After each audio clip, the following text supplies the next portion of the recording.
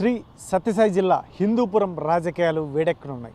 ముఖ్యంగా ఎవరైతే ఉన్నారో నందమూరి బాలకృష్ణ ఇక్కడ మూడోసారి పోటీ చేసి హ్యాట్రిక్ సాధించబోతున్నారని తెలుగుదేశం నాయకులు చెప్తున్నటువంటి నేపథ్యంలో మరి ఇప్పుడు వైసీపీ అధిష్టానం ఖచ్చితంగా నందమూరి బాలకృష్ణతో సహా అందరినీ ఓడించబోతున్నామని చెప్పేసి ఈ మధ్య కాలంలో పెద్ద ఎత్తున చర్చ జరుగుతున్నటువంటి నేపథ్యంలో ముఖ్యంగా ఇండికేషన్స్ ఆ వైపుగా మా ఇన్ఛార్జ్ మంత్రి పెద్దిరెడ్డి రామచంద్రారెడ్డి కూడా ఇండికేషన్స్ ఇచ్చినటువంటి నేపథ్యంలో మొత్తం రాజకీయంగా వేడి పులుముకుందనే చెప్పవచ్చు.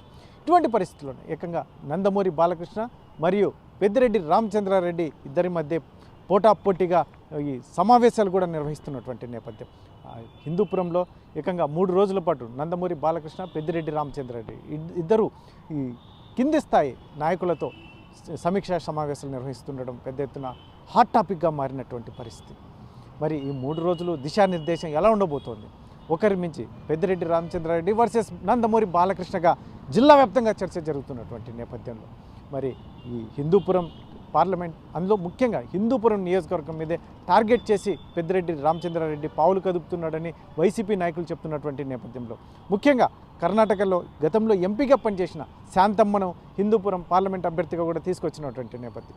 బీసీ కోటా కింద ఒకవైపు దీప మరొక వైపు శాంతమ్మ ఎంపీ ఎమ్మెల్యేలుగా ఒకవైపు ముందుకు తీసుకుపోతున్నటువంటి నేపథ్యంలో మళ్ళీ పెద్దిరెడ్డి రామచంద్రారెడ్డి ఇక్కడే కూర్చొని ఏకంగా హిందూపురంలో తిష్ట వేసి ఇక్కడ 3 రోజుల పాటు సమీక్షా సమావేశాలు నిర్వహిస్తుండటం పెద్ద ఎత్తున చర్చ జరుగుతున్నటువంటి నేపథ్యంలో ఇదే సమయంలో నందమూరి బాలకృష్ణ సైతం సమీక్షా సమావేశాలు నిర్వహిస్తూ మరొకసారి ఏదైతే ఉందో 2 సార్లు పోటీ చేసి 3వసారి పోటీ చేయడానికి సిద్ధంగా ఉన్నటువంటి నేపథ్యంలో హ్యాట్రిక్ కొట్టబోతున్నారని తెలుగుదేశం నాయకులు కార్యకర్తలు ఘంటాపథంగా చెప్తున్నటువంటి నేపథ్యం.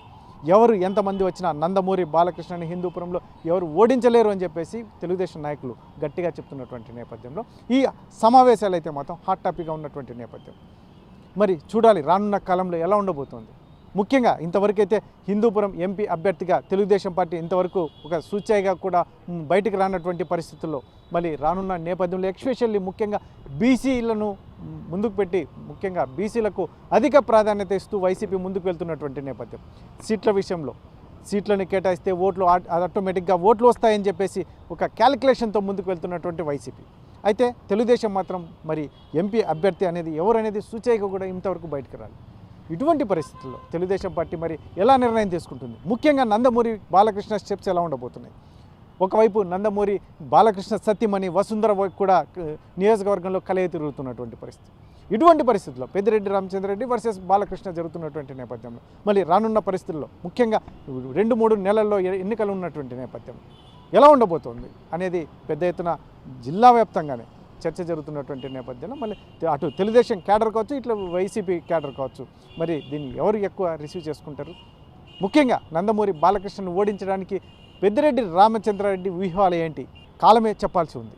మరిన్ని వీడియోస్ కోసం ఛానల్ ని సబ్స్క్రైబ్ చేయండి. లేటెస్ట్ అప్డేట్స్ కోసం వాట్సాప్ ఛానల్ ని ఫాలో చేయండి. అండ్ లింక్ డిస్క్రిప్షన్ లో ఉంది.